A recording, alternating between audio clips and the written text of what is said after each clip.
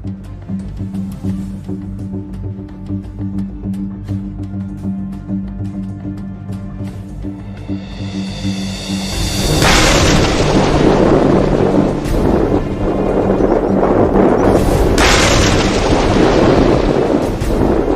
ही में यमन के हूती ने एक बहुत बड़ा युद्धाभ्यास किया था। हूती की इस मिलिट्री ड्रिल में उसकी सारी फोर्सेस जैसे नौसेना, तटरक्षक, ड्रोन फोर्स और मिसाइल फोर्स ने हिस्सा लिया था। इस दौरान हूती ने काल्पनिक रूप से अमेरिका, इजराइल और ब्रिटेन से युद्ध की स्थिति में कैसे जवाबी हमला किया जाए इसका युद्धाभ्यास किया था। लेकिन हैरान करने वाली बात यह है कि इस युद्धाभ्यास में हूती ने अपने कई ऐसे हथियारों की नुमाइश की थी जिसका इस्तेमाल उसने अभी तक नहीं किया।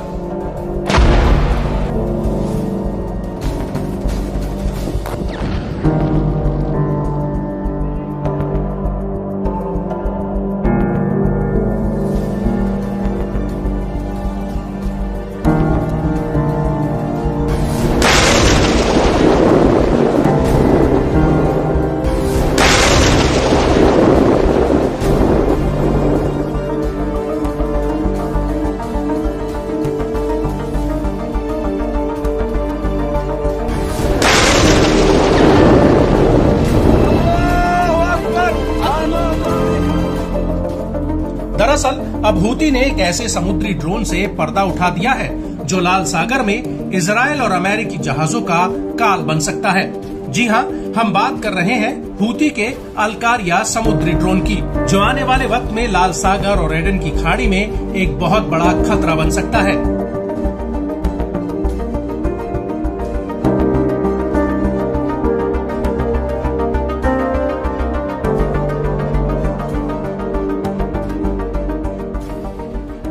हूती का कहना है कि उसे आने वाले वक्त में समुद्री फ्रंट पर एक बड़ा खतरा हो सकता है, जिससे निपटने के लिए ये ड्रोन उसकी मदद करेगा।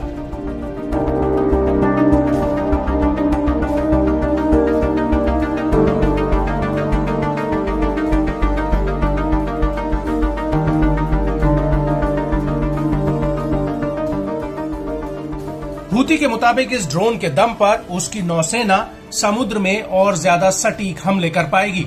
लेकिन बड़ी बात यह है कि हूती ने इस ड्रोन के जरिए अपने दुश्मनों को एक बड़ा संदेश दिया है।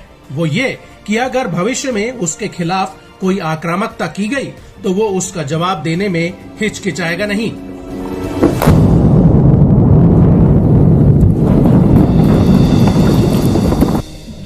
लेकिन इस सब के बीच बड़ा सवाल ये है कि आखिर अचानक से हूती के पास इस तरह के मॉडर्न हथियार बनाने की टेक्नोलॉजी कहां से आई। तो आपको बता दें कि पिछले महीने ही हूती ने अमेरिकी नौसेना का एक समुद्री ड्रोन रेमस 600 को यमन के तट पर पकड़ा था और कई रिपोर्ट्स में ये दावा किया गया है कि अमेरिका के इस समुद्री ड्रोन का अध्ययन हूती के मिलिट्री एक्सपर्ट्स और इंजीनियर्स ने किया था। और ऐसा माना जा रहा है कि इसके बाद ही हूती ने अपना नया समुद्री ड्रोन अलकारिया बना दिया।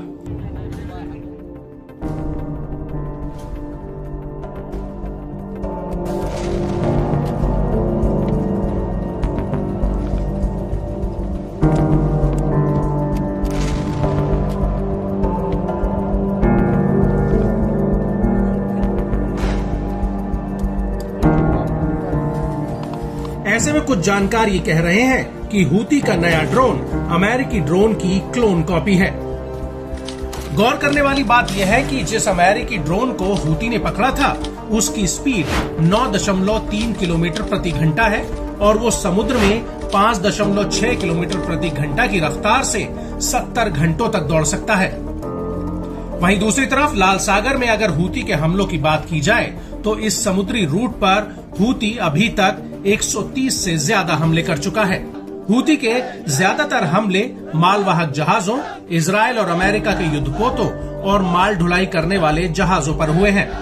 बड़ी बात यह है कि हूती के इन हमलों से दुनिया का शिपिंग ट्रेड पूरी तरह से गड़बड़ा गया है और लाल सागर और भूमध्य सागर को जोड़ने वाली स्वेज नहर से गाजा युद्ध से पहले दुनिया का करीब 10 से 15% ग्लोबल ट्रेड होता था। लेकिन हूती के हमलों की वजह से ये व्यापार चौपट हो गया है और अब शिपिंग कंपनियां हूती के हमले से बचने के लिए दक्षिण अफ्रीका वाले Cape of Good Hope route का इस्तेमाल कर रही हैं, जो न सिर्फ बेहद ही लंबा है बल्कि इस रूट से माल ढुलाई में 2 गुना खर्चा भी आता है।